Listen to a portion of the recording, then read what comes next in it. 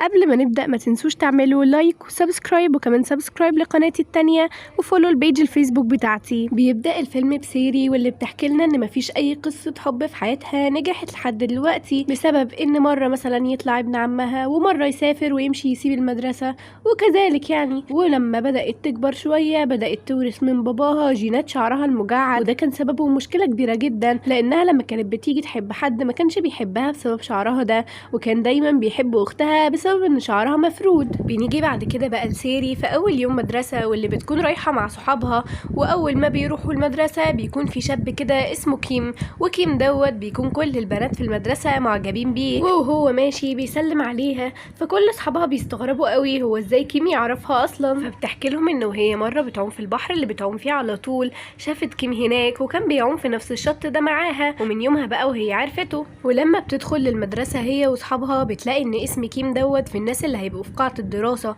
والمكان ده لو اي حد طلب من حد ان هو يرتبط بيه بيوافق عليه على طول عادي. فبتكون سيري مصدومة قوي لحسن كيم يرتبط. وفي الفصل بقى المدرس بتاعهم بيقول لهم ان هم عندهم رحلة مدرسية قريب، وسيري في الفسحة بتروح هي واصحابها علشان يشتروا عصير لكيم وتعترف له بمشاعرها ان هي معجبة بيه، بس الست هناك بتقول لها ان في بنات غيرها كتير عملوا كده فتشوف لها طريقة تانية. وبعدها بتخرج وهي فاقدة الامل وبتلاقي واحدة صاحبتها شعرها مجعد زيها وكمان شارية العصير، فبتفتكر ان هي كمان معجبة بكيم يعني. في نفس اليوم ده بقى سيري بتروح على البحر علشان تقابل كيم، مش عشان تعوم ولا حاجة، يمكن ساعتها تقابله صدفة وتعترف له بمشاعرها، فبتشيل اسمها من على التيشيرت علشان لو خده يبقى هو فعلا معجب بيها، ودي كانت حاجة عندهم يعني زمان. بس بيكون في ولد تاني هو اللي موجود وبيشوف التيشيرت بتاعها بس بالغلط بيوقعه في المية، فبينزل على طول عشان يجيبه بس بيكون اصلا مش بيعرف يعوم، فسيري بتشوفه وبتنقذه على طول. وتاني يوم في المدرسة بيكون في طالب جديد منقول، والطالب ده هو نفسه اللي سيري انقذته امبارح من الغرق،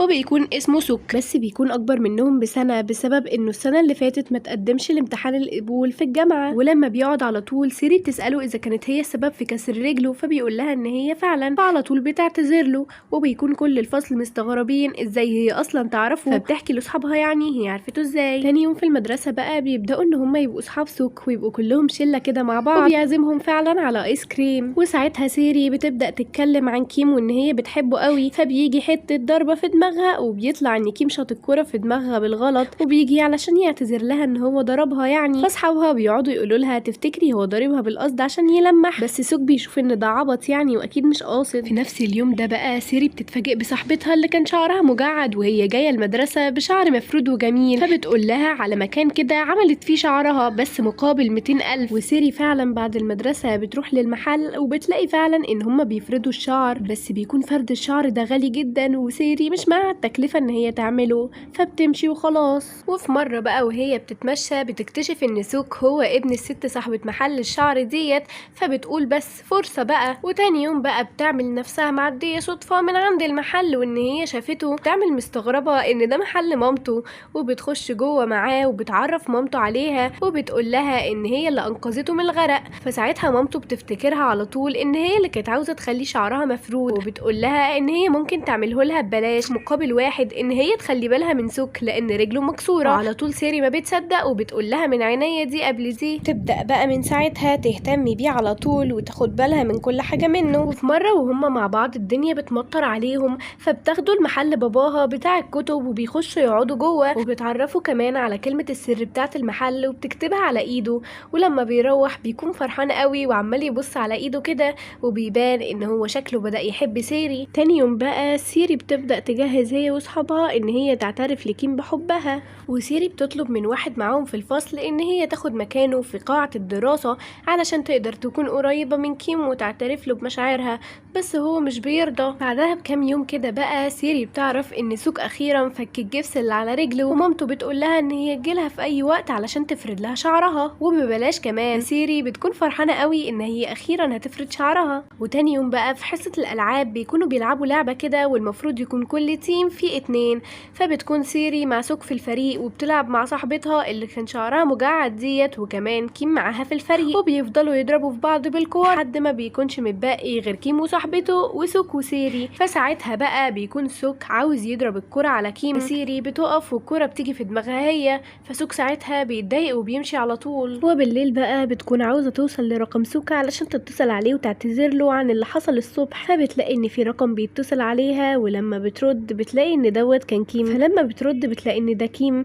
بيشكرها ان هي خدت الكرة بداله الصبح. وكمان بعدها بيتصل عليها رقم تاني وبيكون ده سوك بقى، وبيقول لها تاخد بالها من نفسها وان هو مش زعلان منها ولا اي حاجة. تاني يوم بقى بتكون خلاص سيري عاوزة تعمل شعرها، فبتروح لمامة سوك وبتقول له يغسل لها هو شعرها علشان هي مش فاضية بتعمل لزبون. فبعد ما بيغسله لها مامته بتكتشف ان هو غسله لها بالبلسم وكده مش هيعرفوا يفردوه، فبتسأله هو غسله ليه بالبلسم مع انه عارف ان كده مش هينفع يفردوه، بس بيقول لها انه ما كانش فاكر، وهو شكله بيكون قاصد اصلا لانه بيحب شعرها وهو كده على طبيعته. بنيجي بعد كده بقى اليوم الرحلة اخيرا، واللي بتكون سيري رايحة وفاجئت كل اصحابها ان هي اخيرا شعرها بقى مفرود، وبيكون الكل مبهور قوي بجمالها. وبالليل بقى لما بتروح الرحلة بتبدأ تجهز هي واصحابها علشان تعترف لكيم بحبها، وبيكون سوك كده شكله متضايق، وفعلا بيخططوا للخطة وكيم بيجي، وكيم فعلا بيروح لسيري وبيقف يتكلم معاها وبيقول لها ان شكلها كده اجمل بالستايل والشعر ده. وسيري بتشوف ان سوك مشي وباين عليه انه متضايق، فبتقول لكيم ان هي الصراحة كانت جايباه هنا علشان تعترف له بحبها، وكانت مغيرة نفسها كتير علشانه، بس وهي مع دلوقتي بتفكر في حد تاني،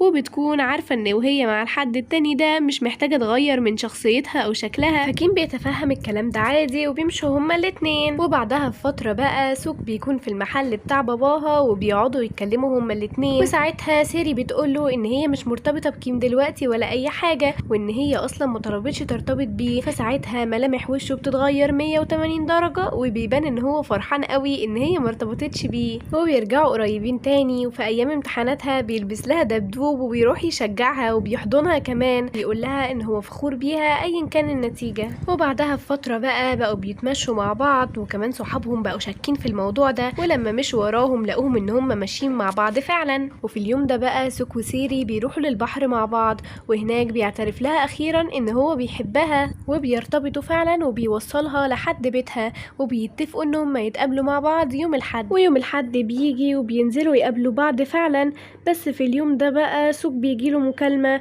وبيقول لسيري ان هو مضطر يرجع على سول ضروري. ولما بيروح بقى بيلاقي ان مامته عيانة قوي، وبيقابل كمان باباه هناك لانه بيكون الدكتور المشرف عليها، وبيقعد يقوله ان هو دلوقتي بقى اوحش من الاول وان هو متغيرش في اي حاجة. ولما سيري بتعرف بموضوع ان مامته تعبانة بتروح له على المستشفى على طول، بس لما بتروح بتلاقيه متدمر خالص هناك وهو مش ناقص وفيه اللي مكفيه. فبتكلمه في التليفون وبتقوله ان هي عاوزة تنفصل عنه وان هي اصلا ما حبتوش قبل كده. بعدها بفترة بقى بنشوف سيري وهي خارجة مع اصحابها، وبيكون 2 من صحابهم ارتبطوا خلاص، وبيجي الراجل صاحب المطعم واللي بيكون جونج يو، وانا مش عارفة ايه اللي جابه هنا بس يا جماعة انا بحبه قوي. المهم يعني بيجي يقول لها ان هي لو عاوزة تخرج في ديت ففي ترابيزة كده لو راحت واعترفت لاي حد بمشاعرها هناك هيوافق عليها على طول. وفي مرة كده وهي خارجة على البحر بتشوف سوك، وعلى طول اول ما بتشوفه بتبدأ تعيط، وساعتها بيقول لها ان هو عارف ان هي منفصلتش عنه زمان بجد، لان هي في اخر المكالمة كانت سايبه له رسالة قبلها بتقوله ان هو وحشها فيها، فهو عارف ان هي عملت كده غصب عنها. وساعتها بقى بيرجعوا لبعض فعلا. وبكده الفيديو بيكون خلص. لو عجبكم الفيلم ما تنسوش تعملوا لايك وكومنت وسبسكرايب، وكمان لو عاوزين اي مسلسل تاني اكتبولي تحت في الكومنت، هسيب لكم لينك قناتي التانية وبيج الفيسبوك في اول كومنت.